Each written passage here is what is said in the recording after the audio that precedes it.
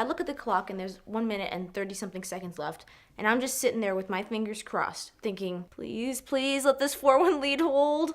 And it did.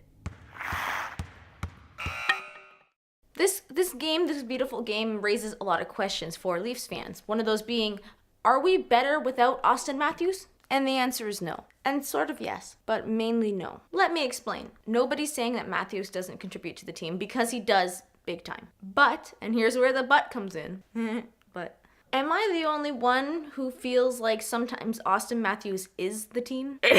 4 goals in his first game, we still lost. And I feel like now, since the team can't rely on him to get that goal or make that play, I feel like the team as a whole has really stepped up. Ever since Matthews has been out, it's been a grind to win these games, but also it's been a team grind. I just think it's more of a full team effort now to get these points. And at the same time, it's allowing certain guys to shine. It's been the Mitch Marner show these past few games. That's not to say that Marner hasn't always been amazing, but these past few games, he's really allowed to just go. Whether it be the amount of minutes he's playing now that Matthews is out, whether it be the line shuffle, whatever it is, it's good. And so with that, we get to our first goal.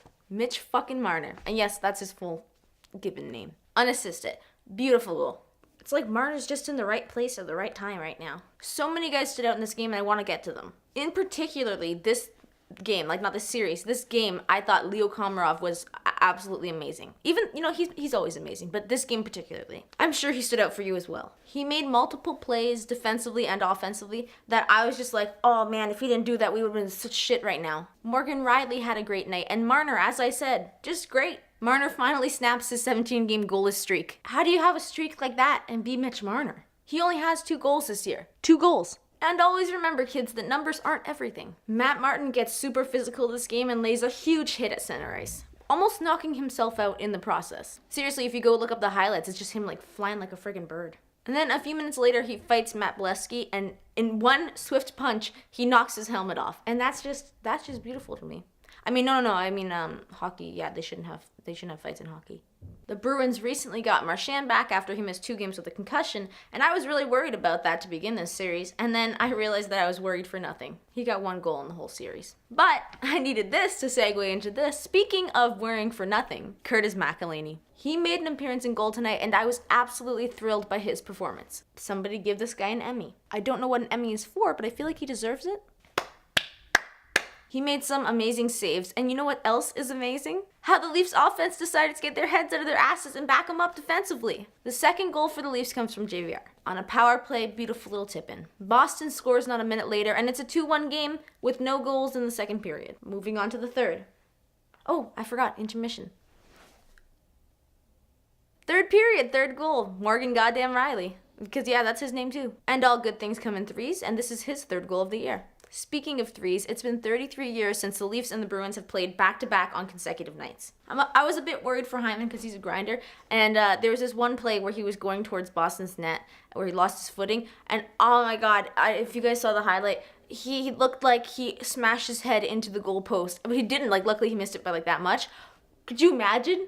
Could you imagine? Speaking of Zach Hyman, you like these transitions? He manages to get hold of the puck. Boston has an empty net. He takes it up the ice. Hyman to Marleau, who tips it in for his 8th of the year, not bad for an old guy, and makes it 4-1. And that nice little empty netter seals the deal, which is what I also thought in Game 7 when we had a 4-1 lead against Boston, but I'm not going to be the person to bring that up. But unlike that game so many years ago, we actually won this one. A few things I didn't like in this game. Of course, we could have taken less penalties. Moore got a tripping call after he was tripped, and then he fell and his stick went in the guy's skate or something like that. Just stupid. But anyways, we did really good tonight, and I'm not trying to make Austin Matthews feel bad because of that. Austin, we do need you. While we're scraping by to get these wins, you would be very helpful to us to just make it a little easier. Let's be real. But I really want him to be out for as long as he needs, because you cannot have a superstar be injured or sore and playing. It'll hurt us, not help us in the short term and in the long term. So he can take 10 games if he needs, he can take 20 games if he needs,